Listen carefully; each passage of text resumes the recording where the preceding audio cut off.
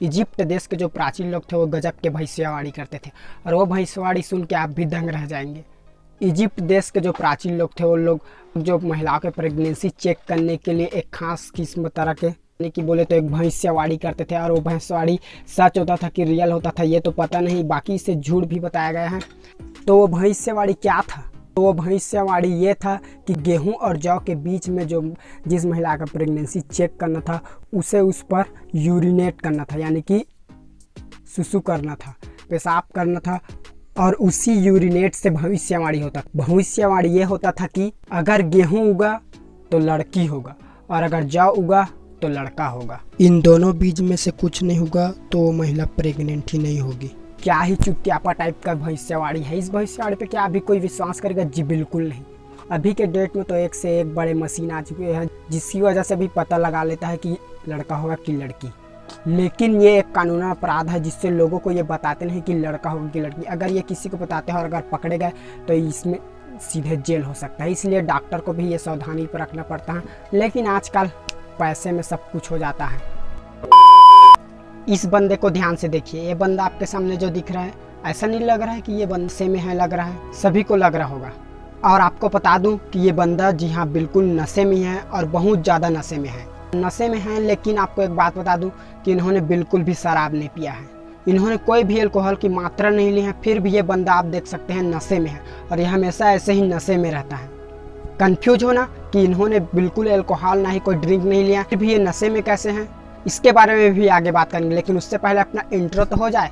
सो है WhatsApp everyone, मेरा नाम है हीरालाल पटेल एंड आप सबका मेरे इस चैनल में बहुत बहुत स्वागत है। तो चलिए आगे का वीडियो शुरू करते हैं।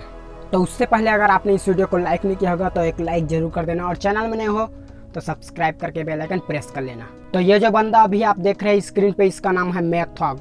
पूरे दिन ये अल्कोहल की मात्रा लेता ही नहीं, ड्रिंक ही लेता ही नहीं, फिर भी पूरे दिन नशे में ही रहता है। और वो इसलिए रहता है क्योंकि जो ये भी खाना खाते हैं और वो जो खाना खाते हैं इसकी बॉडी से अल्कोहल में तब्दील कर देता है। और जो अल्कोहल होता है वो क्या करता है आपको पता ही होगा।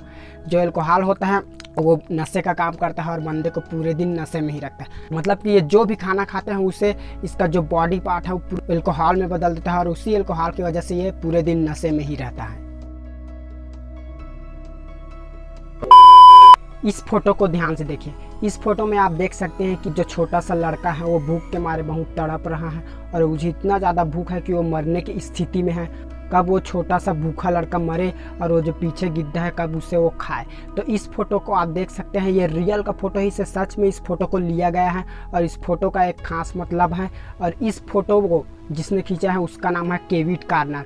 और फोटोग्राफर का काम क्या होता है? एक अच्छा सा स्थिति देख के या फिर एक अच्छा सा जगह देख के एक सही फोटो क्लिक करना ही फोटोग्राफर का काम होता है। केविट कार्नर को इसी फोटो की वजह से ज़्यादा जाना जाता था और इसी इमेज की वजह से उसका डेट हुआ। वो कैसे आपको आगे पता चलेगा। और जब आप इस इमेज को देखे होंगे तो आपके दिमाग में ये ख्याल जरूर आया होगा कि उन्होंने उसे बचाने के बजाय उसका इस नशे की बीमारी को ऑटोप्लेवरी सिंड्रोम कहते हैं।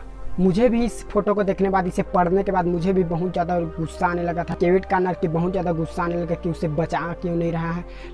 लेकिन हाँ, उसने बचाया तो नहीं, लेकिन जब केविट कार्नर को इसके बदले इसे पुरस्कार दिया गया और वो पुरस्कार को रोज़ देखता था कि मुझे इसी फोटो पे इस पुरस्कार दिया गया, अब वो इस इमेज को देखते थे तब उससे जाके ये पता चला कि मुझे इसे बचाना था जबकि मैंने इसे मरने दिया, जो मैंने बहुत ही गलत किया।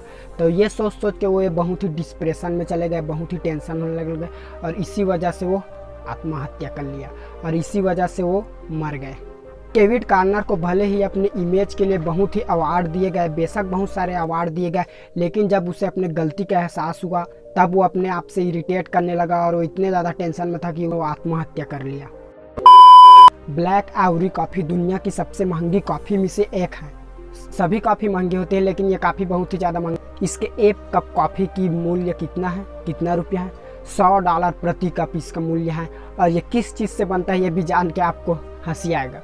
जो ब्लैक आइवरी कॉफ़ी है वो हाथी के पोटी से जो फलियाँ होती हैं उस फलिए से ही इस ब्लैक आइवरी कॉफ़ी को बनाता है और उस फली की कीमत बहुत ही ज़्यादा है और इसका स्वाद भी बहुत अच्छा होता है। ऐसा मैं नहीं बता रहा हूँ, ऐसे उस पेज पे मैंने पढ़ा था। आपको क्या पता है कि इन सब पैसे का लेन देन किस तरह से होता है? मान लीजिए दुनिया में 100% पैसे हैं, तो 100% में से सिर्फ 8% ही यहाँ पर हम लेन देन करते हैं। बाकी के सारे जो पैसे हैं वो लेन देन होते हैं, लेकिन वो सब ऑनलाइन जर्नी में लेन देन होते हैं। जितने भी 92% पैसे हैं वो सब बैंकों में या फिर बिटकॉइन ऐसे अलग अलग जो कॉइन्स हैं, ये भी ऑनलाइन पैसे हैं, वो सब बैंकों के द्वारा ही यहाँ पर लेन देन होते हैं, यानी कि ऑनलाइन। और बाकी जो 8% पैसे हैं वो सीधे हाथ के जरिए ही लेन देन होता है। दुबई का रहने वाला एक मोहम्मद बशीर नाम का आदमी जो प्लेन में बैठने से पहले एक टिकट लिया था और वो प्लेन में जाके बैठ गया, लेकिन अचानक उसका प्लेन क्रैश हो गया।